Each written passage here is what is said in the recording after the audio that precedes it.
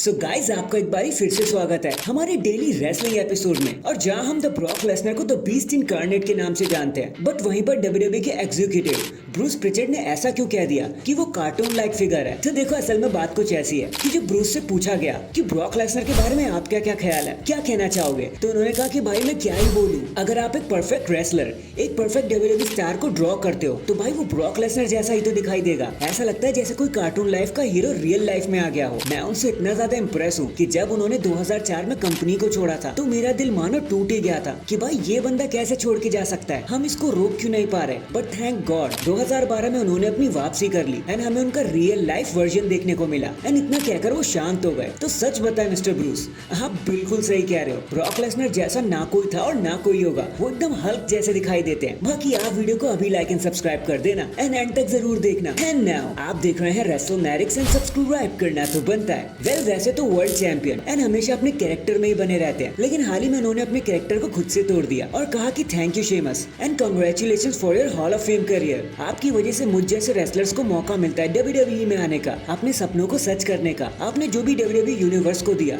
उसके लिए बहुत बहुत शुक्रिया, बट प्लीज मुझसे दूर रहना। और इतना कहकर वो शांत हो गए। वैसे डेमियन ने शेमस की तारीफ कर दी भर भर के, लेकिन दबे शब्दों में एक धमकी दे डाली और बता दी कि भाई मुझसे तो दूर रहना। तो भाई अगर शेमस ने सुन लिया है तो वो आपकी तारीफ तो ले लेंगे, लेकिन आपके पीछे जरूर आएंगे, क्योंकि वो हमेशा कहते हैं ना, बैंगर आफ्टर बैंगर। इसके बाद डब्ल्यूडब्ल्यूई ने सोचा क्यों ना अपनी कमेंट्री टेबल पर जरा सा चेंज कर लिया जाए, क्योंकि अभी कल ही उन्होंने ESPN के अनाउंसर जो टेसिटोरे को हायर कर लिया। अभी देखो ये तो पक्का नहीं है कि वो मंडे नाइट्स पे जाएंगे या फ्राइडे नाइट्स पे जाएंगे, लेकिन हालांकि ऐसा माना जा रहा है कि हो सकता है डब्ल्यूडब्ल्यूई ने उन्हें फ्राइडे नाइट स्मैकडाउन के लिए हायर किया हो। वो कोरी ग्रेव्स के साथ बैठेंगे एट स्मैकडाउन। बाकी लेट्स सी। एक छोटी सी अपडेट थी तो सोच आपको बता दूं कि डब्ल्यूडब्ल्यूई ने जो टेसिटोरे को अब हायर कर लिया है। नेक्स्ट गाइस, अभी हाल ही में एक लिस्ट सबके सामने आई जहां पर ये बताया गया था कि वर्ल्ड के सबसे रिचेस्ट रेसलर कौन है। तो आप कहोगे यार इसमें अजीब क्या है, तो देखो मैं आपको बताता हूँ कि व्हाट इज अजीब। लिस्ट में ट्रिपल एच का नाम था, शॉन माइकल्स थे, John Cena, the rock, even mister McMahon थे, लेकिन ब्रॉक लेसनर का नाम पूरी लिस्ट में ही नहीं था। एकदम गायब थे वो। ये देखकर हमें तो बड़ी सरप्राइजिंग लगा भाई, जो बंदा डब्ल्यूडब्ल्यूई का हाईएस्ट पेड रेसलर है वही रिचेस्ट लिस्ट से ही बाहर है। तो भाई अजीब तो लगेगा ही। भाई किसने सस्ता माल फूंक कर ये लिस्ट बनाई है। अब आप ही कमेंट करके बताना कि ये क्या गलती हो गई। भाई हमें तो बिल्कुल समझ नहीं आया कि ब्रॉक लेसनर कैसे बाहर हो सकते हैं, उनको तो टॉप 5 में होना चाहिए था। इसके बाद भले ही आज बेकी लिंच और शार्लेट फ्लेयर एक दूसरे को काफी पसंद करते हैं, एक दूसरे की तारीफ करते हुए थकते नहीं है, लेकिन ये बात भी किसी से छुपी नहीं है कि एक टाइम पर ये दोनों एक दूसरे से रियल लाइफ नफरत किया करते थे। इनके बीच में बहुत सारे बैकस्टेज फाइट भी हुई है और वो 2021 का सेगमेंट तो आपको याद हो गई जहाँ इन दोनों को टाइटल एक्सचेंज करना था ड्राफ्ट के चलते। वहाँ पर जो शार्लेट फ्लेयर ने टाइटल फेंका था ना,